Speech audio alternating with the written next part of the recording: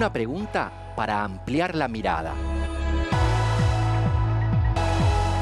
Diálogos entre disciplinas para descubrir el mundo. Con vos que estás ahí, en tu casa, en las aulas, con los y las docentes. Nuevas formas de conocer, otros modos de aprender. Seguimos educando.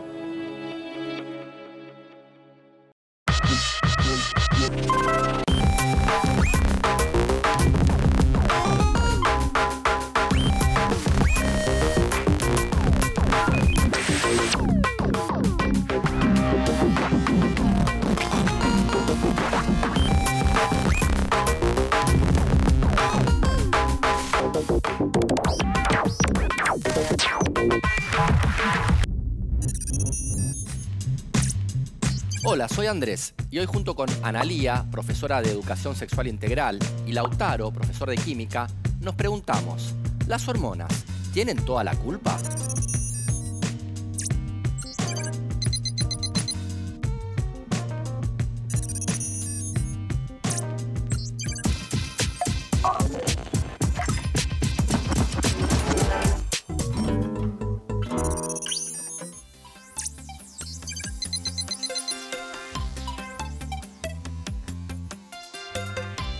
Creo que en la pubertad experimenté cambios como un crecimiento importante en altura, aparición de acné, de vellos, aumento en las mamas y en las caderas, entre otras cosas. Junto con la pubertad también llegó mi primer ciclo menstrual y me empezaron a salir granitos en toda la cara.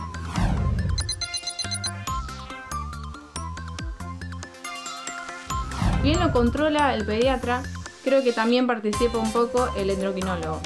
Sí, la ginecología y la dermatología.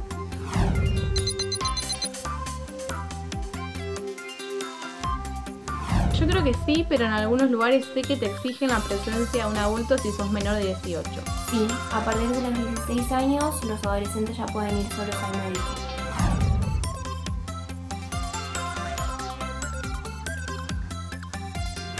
Sí, creo que es algo muy necesario, ya que así también se puede empezar a dejar atrás el tabú de hablar sobre estos temas. Me parece muy importante hablar estos temas en casa.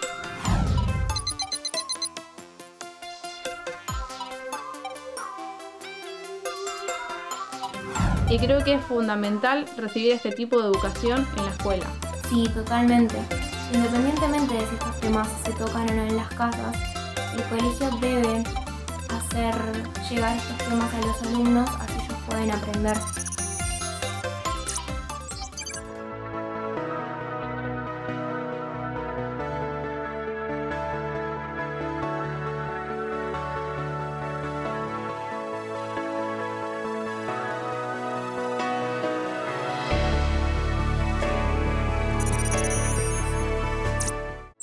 ¿Qué son las hormonas? ¿Qué funciones tienen en nuestro cuerpo? ¿Dónde y cómo se fabrican? ¿De qué son responsables? ¿Los cambios hormonales nos afectan solo a las mujeres? ¿Qué es el ciclo menstrual y por qué tiene tantas asociaciones negativas?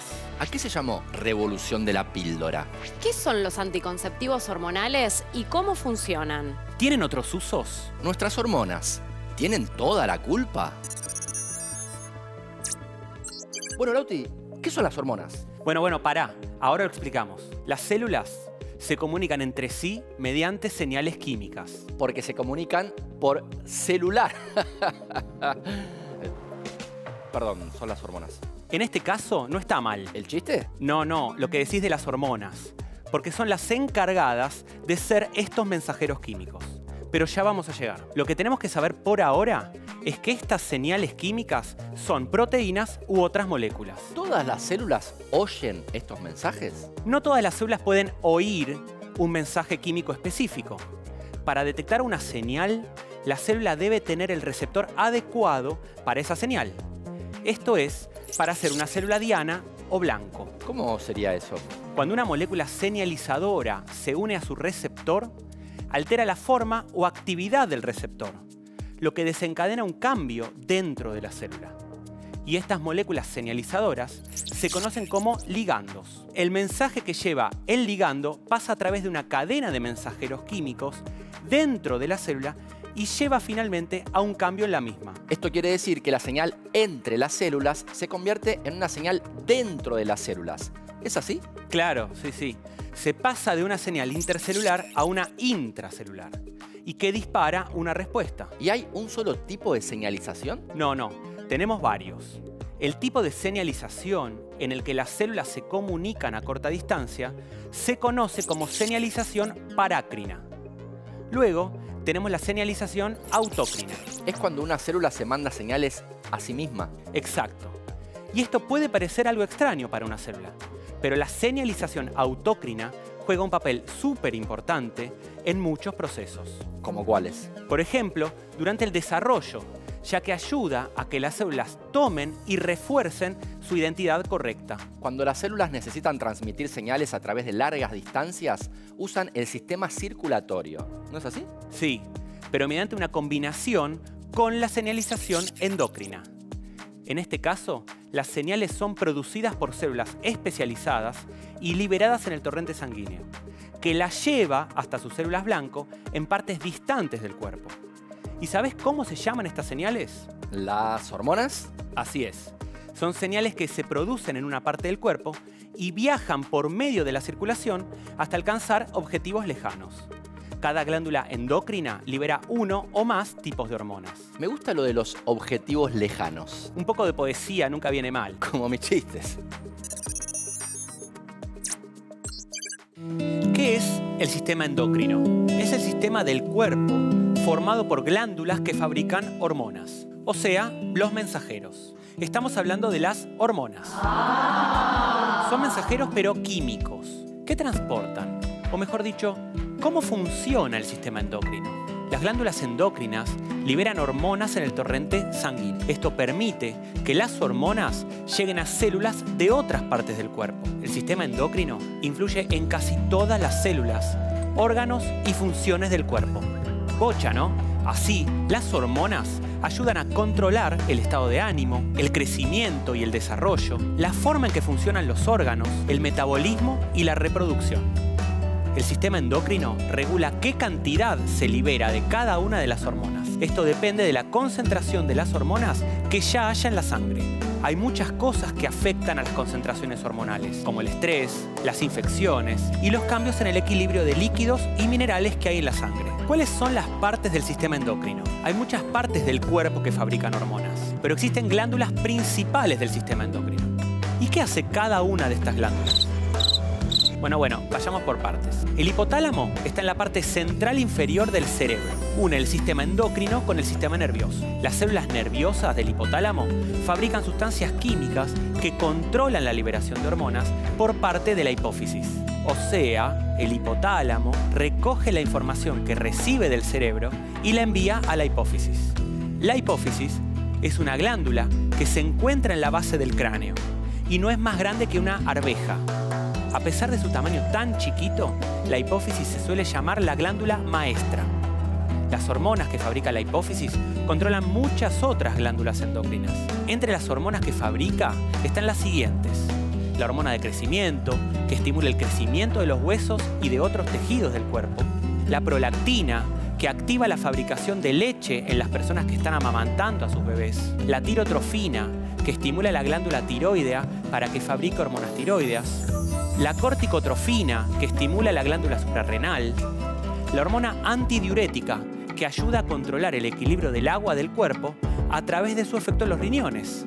La oxitocina, que desencadena las contracciones del útero durante el parto, así como en la eyección de la leche materna. La hipófisis también segrega endorfinas, unas sustancias químicas que actúan sobre el sistema nervioso y que reducen la sensibilidad al dolor. La hipófisis también segrega hormonas que indican a los órganos genitales que fabrican hormonas sexuales. Controla también la ovulación y el ciclo menstrual. La glándula tiroidea está en la parte baja y anterior del cuello. Tiene forma de monio o de mariposa. Fabrica las hormonas tiroideas, tiroxina y triiodotironina, que controlan la velocidad con que las células queman el combustible que procede de los alimentos para obtener energía. Las glándulas paratiroideas son 4 glándulas muy chiquititas, unidas a la glándula tiroidea, que funcionan en conjunto. Segregan hormonas que regulan la concentración de calcio en la sangre. También tenemos 2 glándulas de forma triangular que se encuentran encima de cada riñón y son las glándulas suprarrenales. Se dividen en 2 partes y cada una tiene distintas funciones. La glándula pineal está ubicada en el centro del cerebro. Segrega melatonina, que es una hormona que puede influir en que tengas sueño por la noche y te despiertes por la mañana. El páncreas fabrica y segrega insulina y glucagón, unas hormonas que controlan la concentración de glucosa o azúcar en sangre. La insulina ayuda a mantener al cuerpo con reservas de energía, que el cuerpo almacena para hacer actividades y ejercicio físico. Sí, ya sé, faltan las glándulas sexuales, pero para este tema tenemos un capítulo aparte.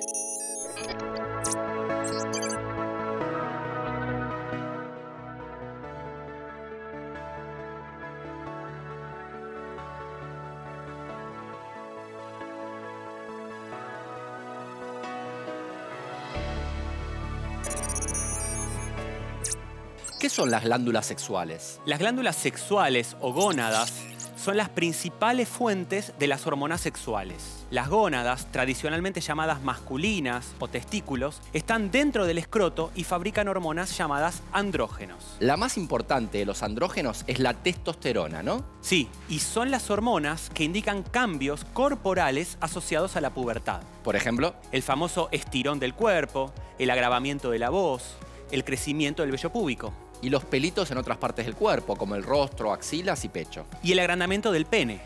Además, la testosterona, que trabaja junto con hormonas fabricadas por la hipófisis, también indica al cuerpo cuándo llega el momento de fabricar espermatozoides en los testículos. ¿Y en las mujeres? Las gónadas tradicionalmente llamadas femeninas se encuentran dentro de la pelvis. Que son los ovarios. Exacto. Esos órganos fabrican los óvulos que segregan hormonas como el estrógeno y la progesterona. Que tienen su efecto mayor durante la pubertad, ¿no es así? Claro. Es cuando crecen los pechos, las caderas, los muslos y también hay un crecimiento de altura. Tanto el estrógeno como la progesterona participan en la regulación del ciclo menstrual y cumplen un papel muy importante si se produce un embarazo.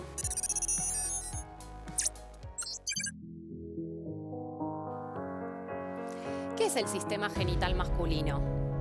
Es el sistema que incluye a los testículos, los conductos deferentes y el epidídimo, las glándulas accesorias, que incluyen las vesículas seminales y la próstata, y el pene. Durante la madurez sexual, los testículos fabrican y almacenan millones y millones de espermatozoides. Los testículos también forman parte del sistema endocrino, porque fabrican hormonas como la testosterona. ¿Qué son los caracteres sexuales secundarios? Son aquellos signos físicos y fisiológicos de madurez sexual que distinguen entre los sexos de una especie, pero no son directamente parte del sistema genital, por lo que no incluyen los órganos sexuales, siendo distintos de las características sexuales primarias. La aparición de estos rasgos se estimula por la producción hormonal que está determinada por el código genético. Se considera que la adolescencia comienza con la incipiente aparición de los caracteres sexuales y termina al finalizar el ciclo de crecimiento. Por el contrario, los cambios que ocurren hacia el establecimiento de las características sexuales secundarias no se establecen en un mismo momento, sino que siguen una secuencia progresiva.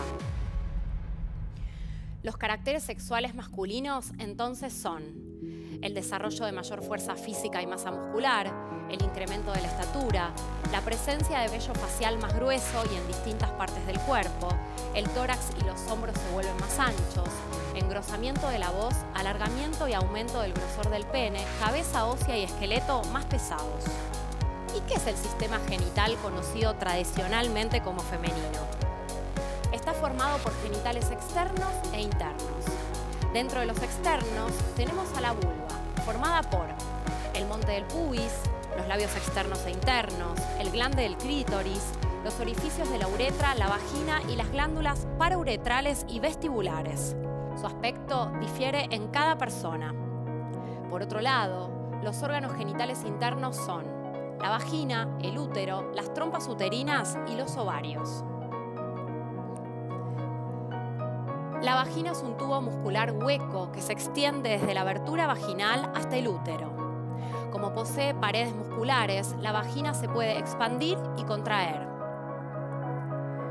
El útero es un órgano en forma de pera invertida que está en la parte media de la cavidad pelviana, detrás de la vejiga. Sus dimensiones varían acorde a la edad y durante el proceso de gestación. Tiene 3 orificios, 2 en la parte superior, cada uno de los cuales se comunican con las trompas uterinas, y otro orificio en la parte inferior que lo comunica con la vagina. Sus paredes están formadas por varias capas musculares y sus paredes internas tienen una mucosa llamada endometrio, el cual es responsable de la menstruación y anidar el embrión en caso de embarazo. Las trompas uterinas son 2 tubos musculares que conectan a los ovarios con el útero. Los ovarios son 2 órganos glandulares que están en la parte baja del abdomen. Tienen el tamaño aproximado de una nuez y son de forma ovoide. Su función es la producción de hormonas y la maduración de los óvulos. ¿Y cómo funciona el sistema genital femenino? Desde el nacimiento, los ovarios contienen cientos de miles de óvulos inmaduros, que permanecen inactivos hasta que comienza la pubertad.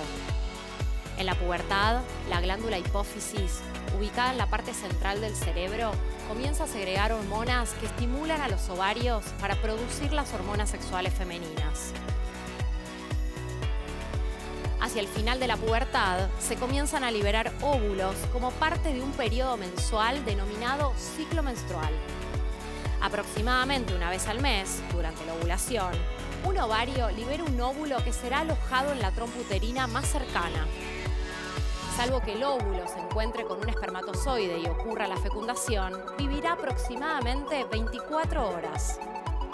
Cuando no suceda la fecundación, los tejidos del revestimiento interno del útero, el endometrio, se desprenden conformando el flujo menstrual.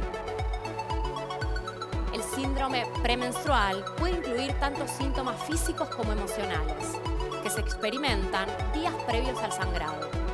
Aunque no todas las personas los experimentan ni todas vivencian los síntomas del mismo modo. Algunos de esos síntomas son acné, hinchazón del abdomen, cansancio, dolor en la zona baja de la espalda, pechos sensibles o dolorosos a la palpación o dolores de cabeza. También algunas personas pueden sentir sensaciones anímicas diversas. Después de la menarca o primera menstruación, el cuerpo puede tardar 2 años en desarrollar ciclos menstruales regulares. En promedio, el ciclo menstrual de una persona adulta es de 28 días, pero puede variar de 23 a 35 días. La menstruación suele comenzar entre los 9 y los 13 años de edad y continúa hasta la menopausia alrededor de los 50 años. La mayoría de las menstruaciones duran entre 3 y 5 días. Es importante comprender que cada cuerpo es único y que no existe una normalidad universal. Siempre que tengas dudas, inquietudes, molestias o sensaciones diferentes, es muy importante poder consultarlo con especialistas de la salud.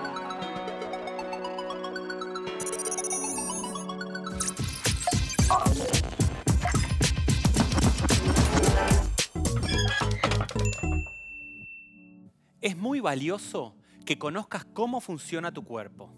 Por eso, hoy vamos a mostrarte en qué consiste el ciclo menstrual y sus etapas. Pero antes, es importante que sepas que, si bien conociendo esto podés saber cuáles son los días de mayor probabilidad para concretar un embarazo y cuáles no, el calendario no es un método anticonceptivo seguro y no previene de las ITS. Vamos por las etapas. Primero, en el ciclo se considera el día 1 del mismo al primer día de sangrado. En un ciclo típico de 28 días, durante la primera parte se da la fase folicular. A través de la influencia de la hormona FSH, que aumenta durante los primeros días del ciclo, se estimulan unos pocos folículos ováricos. Bajo la influencia de varias hormonas, todos los folículos dejan de crecer, excepto uno, que es el folículo dominante en el ovario y continuará hasta su madurez. Este forma el ovocito. Segundo, la ovulación. Esta se da a mitad del ciclo cuando el óvulo finaliza su maduración y es liberado. Tras ser liberado del ovario al espacio peritoneal, el óvulo es atraído hacia las trompas uterinas. Al cabo de aproximadamente un día, un óvulo sin fecundar se desintegrará o se disolverá en las trompas uterinas. Tercero, la fase lútea. Si el óvulo no es fecundado, ocurrirá la fase lútea, que suele durar desde el día 16 hasta el día 28 del ciclo. Si no se produjo la fecundación del óvulo, este se desintegra y se expulsa por el sangrado vaginal de la siguiente menstruación, comenzando así un nuevo ciclo. El cuerpo lúteo juega un papel súper importante en esta fase. Este cuerpo continúa creciendo un tiempo tras la ovulación y produce cantidades significativas de hormonas, particularmente progesterona, que sirve de soporte durante el inicio del embarazo, si es que lo hay. Te mencionamos algunos términos relacionados con la menstruación que es bueno que sepas. Menarca, primera menstruación. Menopausia, fin de los ciclos menstruales. Amenorrea, ausencia de menstruación. Metrorragia, hemorragia vaginal procedente del útero. Y recordá, nadie mejor que vos para conocer tu propio cuerpo.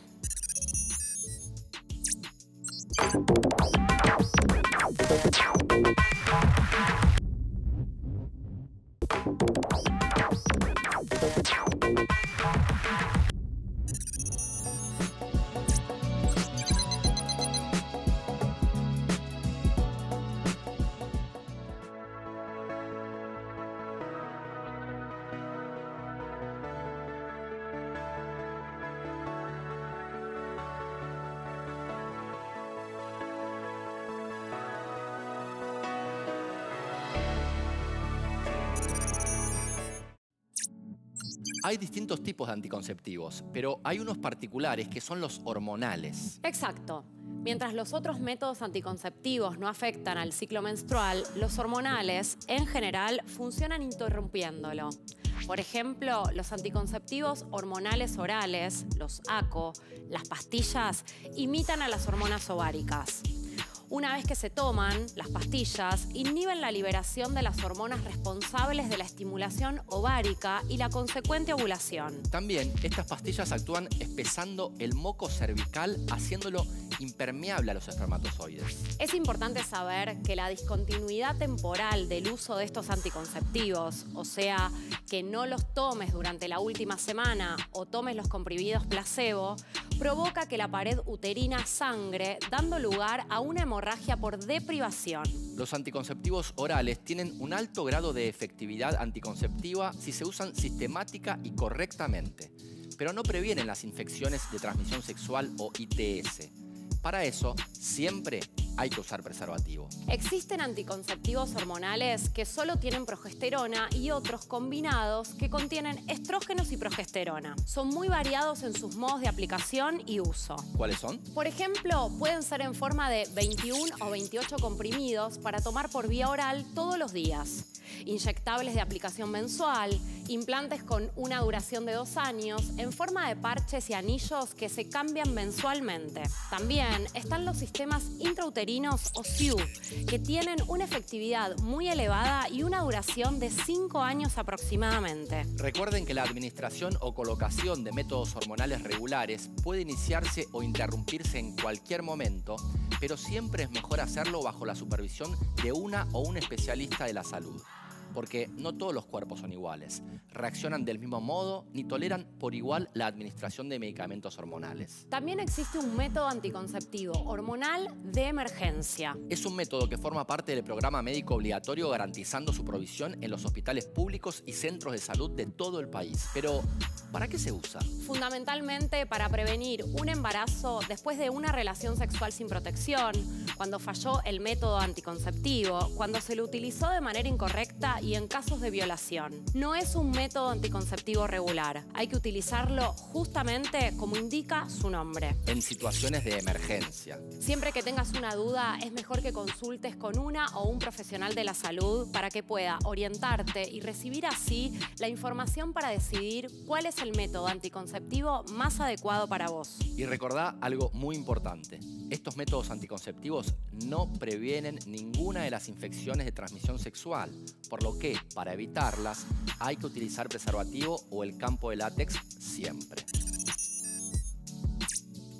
Verdadero. Falso.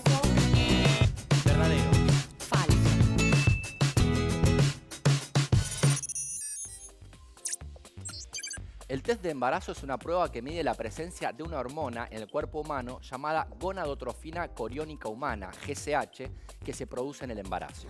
Creo que esto es verdadero. Esta afirmación es verdadera ya que esta hormona se encuentra dentro de la placenta de la mujer.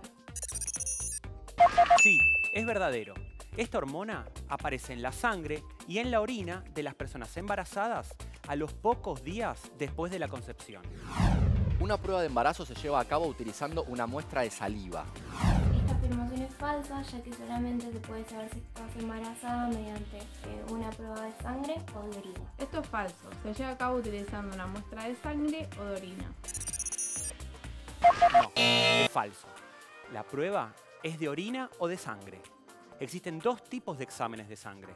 El cualitativo, que mide si la hormona GCH está o no presente. Y el cuantitativo, que mide cuánta hormona GCH está presente.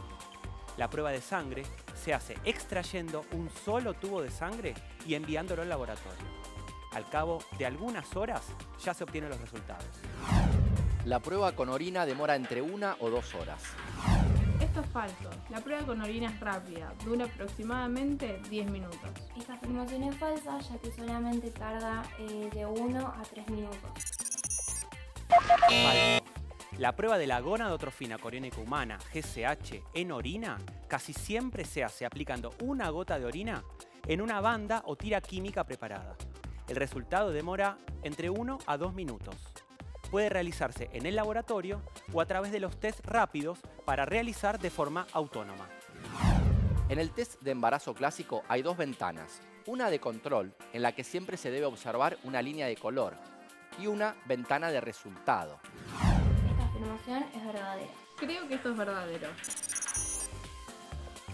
Verdadero.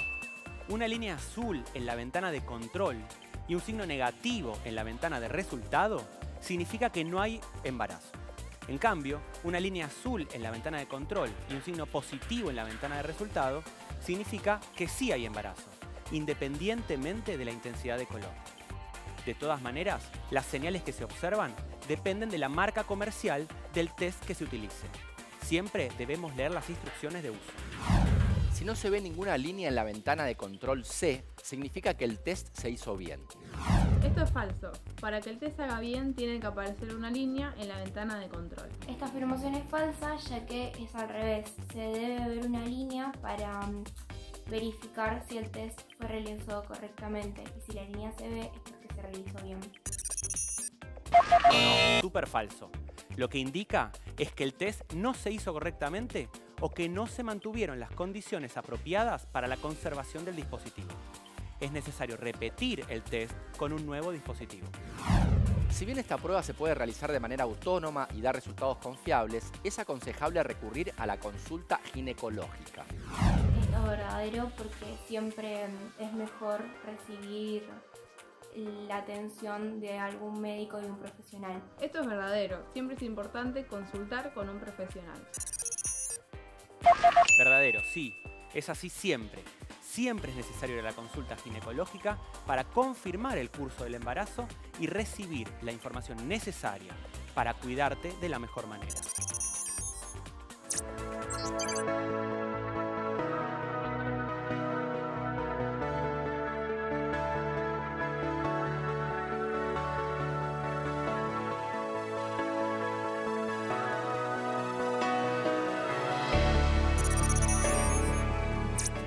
¿Mejor no hablar de ciertas cosas? No. Siempre podemos y debemos hablar de estas cuestiones porque es un derecho de los y las adolescentes conocer cómo funciona su cuerpo, conocer sus órganos, sus funciones, sus procesos. Para esto, las y los adolescentes cuentan con la ley ESI, que les da derecho a recibir información clara, adecuada, actualizada y científicamente validada para que los ayude a cuidar mejor su cuerpo y su salud. ¿O no? Así es. Antes de la sanción de la ESI, cuando en las escuelas se hablaba de sexualidad, se remarcaba la palabra prevención. Esas capacitaciones se ocupaban de brindar información muy valiosa, pero desde un enfoque asociado al riesgo y al miedo como únicas herramientas preventivas. O sea, estaban centradas en todo lo malo que nos podía pasar si teníamos una vida sexual activa. Exacto. Pocas veces se hablaba sobre las cosas buenas que nos pasan cuando podemos decidir disfrutar de nuestra sexualidad con cuidado y con placer. Hoy vamos a conocer mejor otra ley que es muy importante.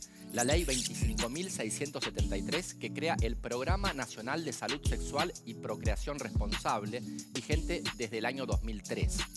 Este programa tiene distintos objetivos. Disminuir la morbimortalidad materno-infantil. Prevenir embarazos no deseados. Promover la salud sexual en las y los adolescentes. Contribuir a la prevención y detección precoz de infecciones de transmisión sexual como el VIH y patologías genitales y mamarias. Garantizar a toda la población el acceso a la información, orientación, métodos y prestaciones de servicios referidos a la salud y procreación responsable. Potenciar la participación femenina en la toma de decisiones relativas a su salud sexual y procreación responsable.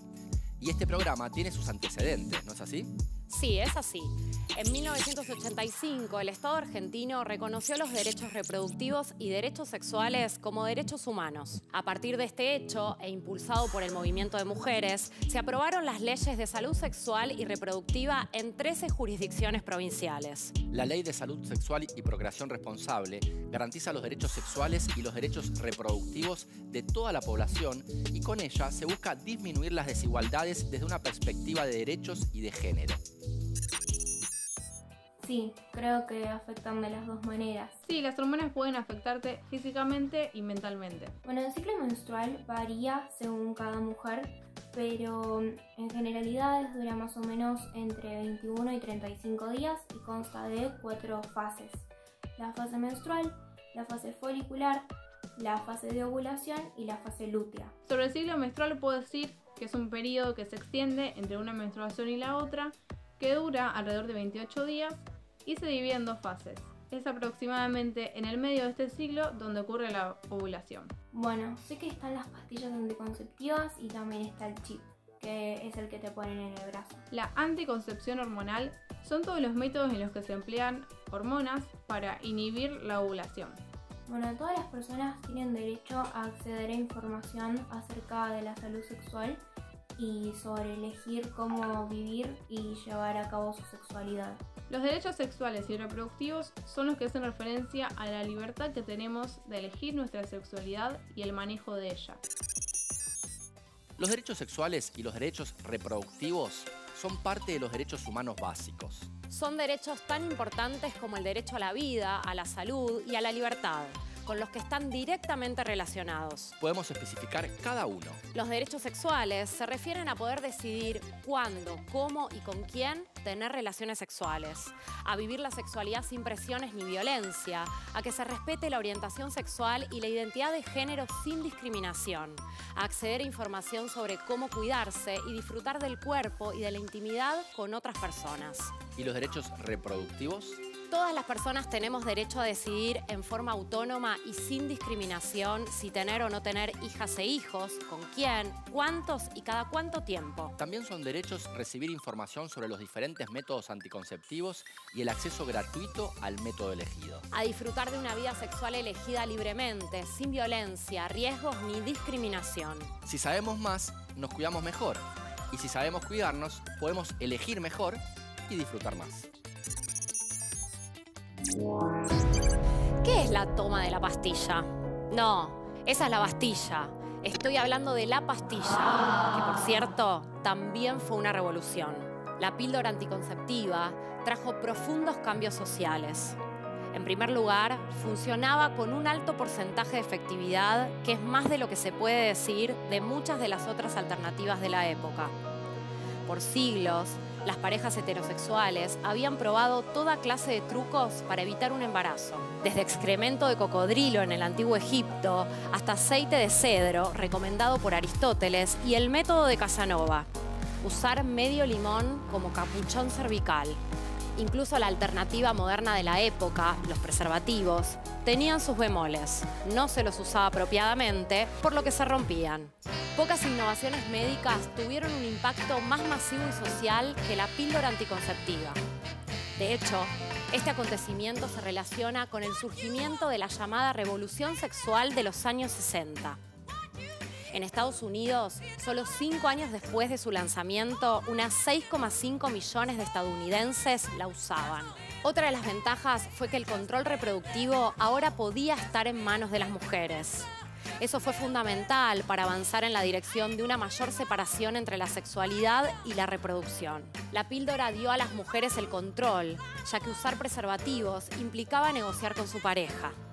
Y el diafragma y la esponja, otros métodos anticonceptivos muy usados en ese momento, eran más engorrosos de usar. En 1965, 5 años después de su lanzamiento, casi la mitad de las mujeres casadas que usaban métodos anticonceptivos tomaban la píldora. Para mediados de los 70, la píldora era lejos la forma más popular de control reproductivo entre las mujeres de 18 y 19 años de Estados Unidos. Si bien muchas mujeres ya estaban yendo a la universidad, la píldora logró también hacer que muchas de esas mujeres decidieran estudiar carreras tradicionalmente masculinas. La proporción de mujeres estudiando medicina y derecho aumentó y, consecuentemente, su presencia en esas profesiones poco después. Ahora que la píldora les había dado control de su fertilidad, podían invertir en sus carreras. La píldora cambió la dinámica. Las mujeres podían tener relaciones sexuales con un riesgo sustancialmente menor de quedar embarazadas. Además, alteró también el patrón del matrimonio. La gente dejó de casarse tan joven. ¿Para qué apurarse? Eso significó que incluso las mujeres que no usaban la píldora tampoco tenían que correr a casarse. Los bebés empezaron a llegar más tarde y en el momento en el que las mujeres escogían, lo que implicó que, al menos, tenían tiempo de establecer su carrera profesional. Por su parte, en nuestro país, la píldora anticonceptiva cumplió 60 años en el mercado y su circulación en diferentes ámbitos de Argentina. La investigación de Karina Felitti revela que la isla Maciel fue el primer lugar donde se incorporó la pastilla, que para algunas fue una imposición, pero para otras una liberación. ¿Qué son las feromonas? Las feromonas son sustancias químicas secretadas con el fin de provocar comportamientos específicos en otros individuos. Son una suerte de señales, ¿no? Sí, en realidad un medio de transmisión de señales volátiles producidas en forma líquida que después se dispersan por el ambiente. ¿Y cómo se usan esas señales? Muchas especies de plantas y animales utilizan diferentes aromas o mensajes químicos como medio de comunicación y casi todas envían uno o varios códigos por este medio, tanto para atraerse o rechazarse sexualmente como para otros fines. Tírame algún ejemplo. Bueno, algunas mariposas son capaces de detectar el olor de la hembra a 20 kilómetros de distancia. ¿Por qué no se bañan? No, por las feromonas. Otras especies como las abejas o los gusanos de seda también producen feromonas. En el caso de estos últimos se llama bombicol, una de las feromonas más estudiadas. ¡Un ferómeno! Perdón, son las hormonas.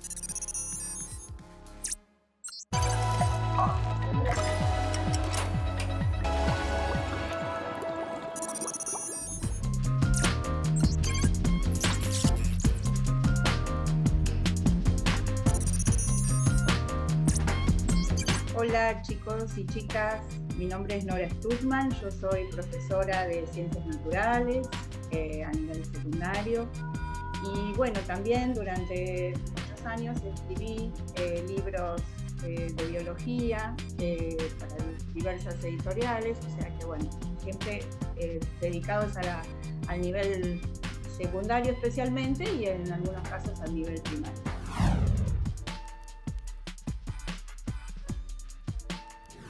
Bueno, si nosotros hablamos de aparato genital o sistemas genital, como me gusta más llamarlo a mí, o sistemas reproductores, estamos hablando de la genitalidad. La genitalidad es un aspecto de la sexualidad.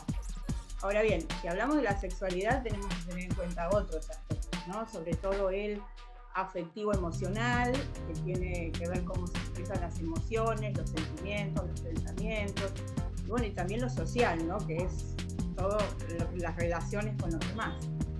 Digo esto porque las emociones, y sobre todo ciertas emociones fuertes como pueden ser el miedo o la inseguridad o la falta de autoestima, eso puede influir mucho en el funcionamiento de los sistemas reproductores.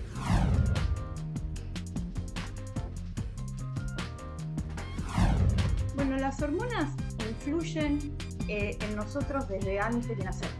Desde antes de nacer, nosotros, sobre todo después de la 8ª semana de gestación, se liberan, de acuerdo a la información genética, se liberan mayor cantidad de hormonas masculinas o femeninas, testosterona o estrógenos. Eso va produciendo cambios en el cerebro en desarrollo y esos cambios van a producir áreas cerebrales diferentes, conexiones neuronales diferentes, centros nerviosos, y eso ya va delimitando un poco las diferencias entre las personas. Más allá de eso, obvio esto se completa después en la adolescencia con un gran cambio, segundo cambio hormonal a nivel de las hormonas sexuales, pero más allá de eso, tenemos que pensar que tenemos un montón de hormonas que influyen también sobre las conductas, sobre los comportamientos, sobre los estados de ánimo, y eso también nos delimita. Por ejemplo, las hormonas tiroideas, si hay gran cantidad, se presentan situaciones de ansiedad. Si están en poca cantidad puede ser depresión o fatiga crónica. Tenemos la famosa adrenalina, que es la hormona del estrés, que también está relacionada con la autoestima, y la falta de esta hormona, por ejemplo, puede producir apatía, desinterés, desgano, baja autoestima.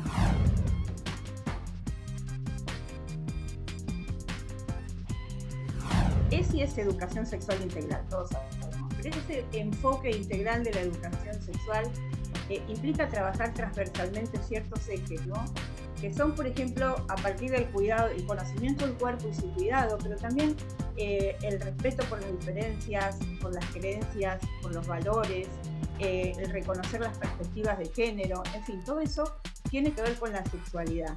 La sexualidad, nosotros venimos diciendo que va más allá de lo biológico, que tiene que ver con lo emocional, con lo afectivo, con lo social.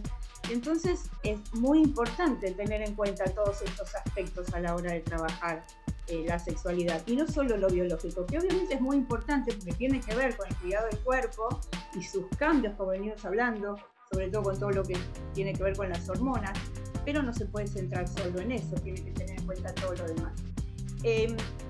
¿Por qué digo esto? Porque si la educación sexual trabaja integralmente y desde las distintas disciplinas todos estos aspectos, es una manera de poder contribuir a transformar prácticas o acciones que vienen siendo androcéntricas, muy estereotipadas y heteronormativas, ¿no? Y la idea es modificar. Va a costar, pero se va a lograr.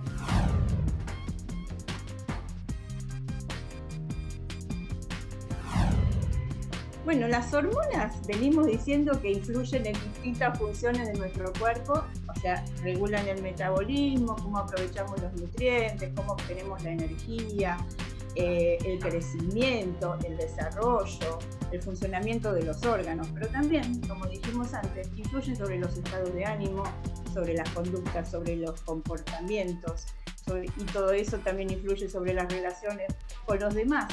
O sea que si tenemos en cuenta todo eso, podemos llegar a decir que si no tienen la culpa de todo, le pegan el palo.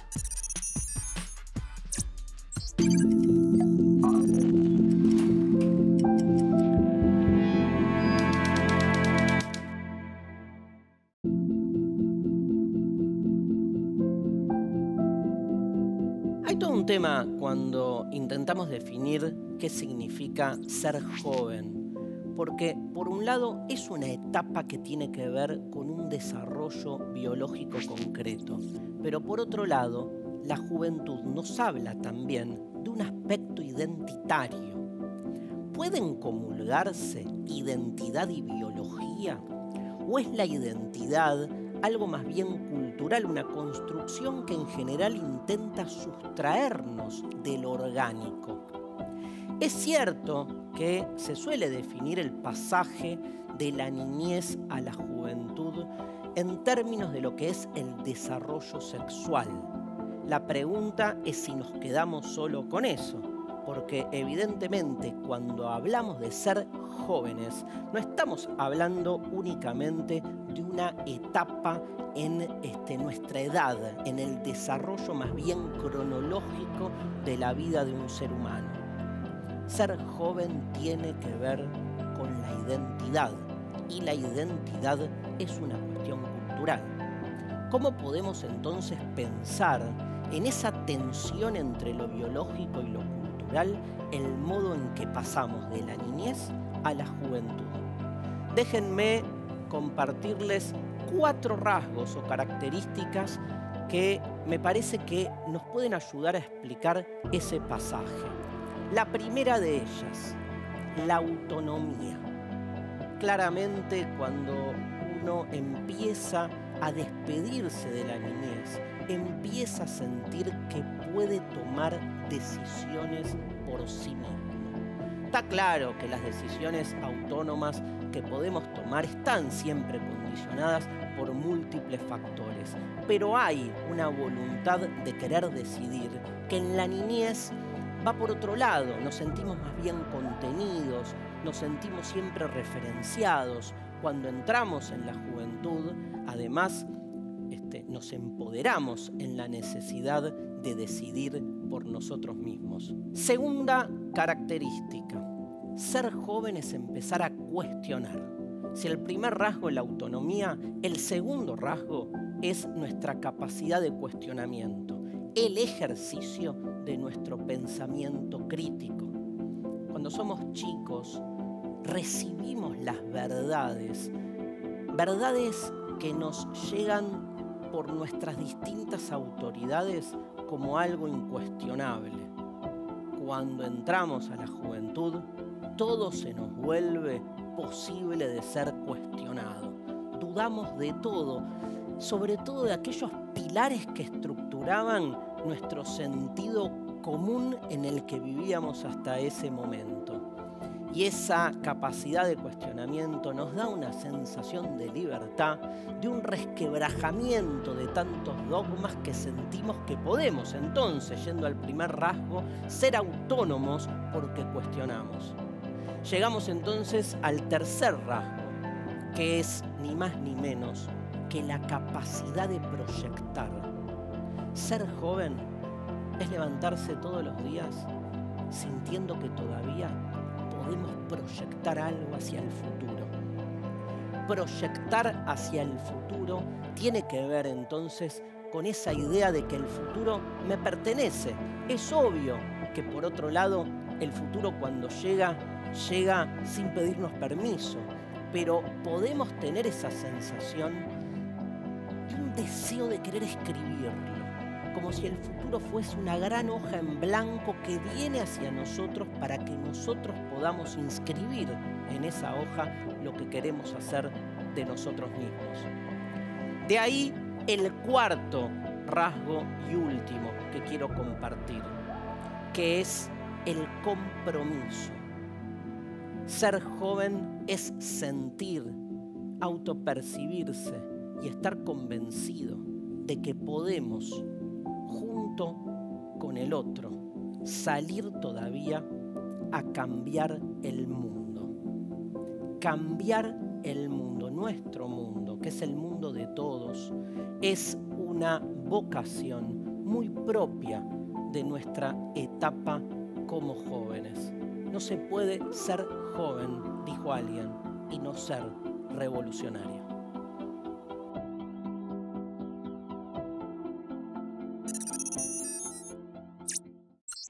Las y los adolescentes tienen derecho a ser escuchados en la consulta, que les hablen con palabras que entiendan,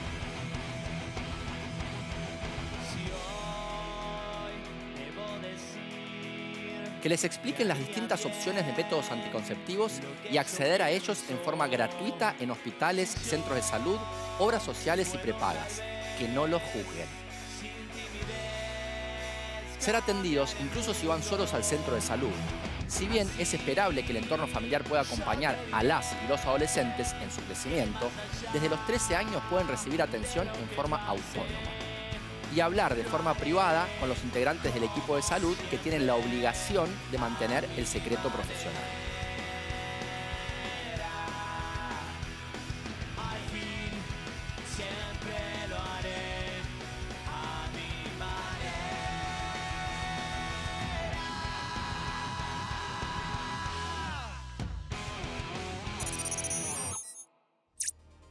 Hoy hablamos mucho de nuestras hormonas. Conocimos cómo se producen y cuáles son. Distinguimos entre hormonas femeninas y masculinas. El ciclo menstrual y la anticoncepción hormonal. Conocimos más sobre nuestros derechos sexuales y reproductivos. La revolución de la píldora. Aprendimos sobre las feromonas. Pero al final, ¿las hormonas tienen la culpa de todo? De tus chistes, seguro que no, Andrés. Aunque la risa hace que liberemos endorfinas.